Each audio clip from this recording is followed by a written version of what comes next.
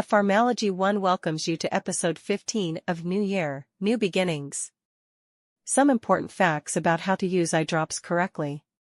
Always wash your hands before applying eye drops to avoid contaminating the bottle or your eyes.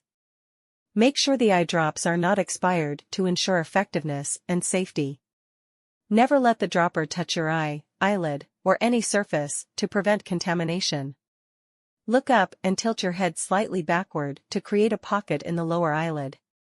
Gently squeeze the bottle to release the prescribed number of drops into the eye. After applying, gently close your eye and avoid blinking or squeezing to help the drops spread evenly. Lightly press the inner corner of your eye to prevent the drops from draining into your nose and throat.